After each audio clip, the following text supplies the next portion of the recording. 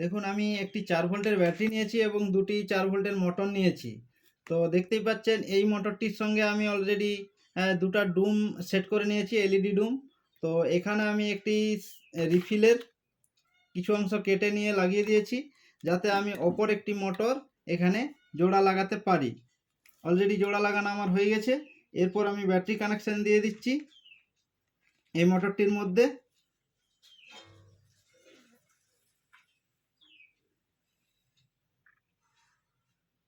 দেখুন অলরেডি আমার একটা তার ঝালাই হয়ে গেছে, অপর একটি তার আমি ঝেলে নিচ্ছি।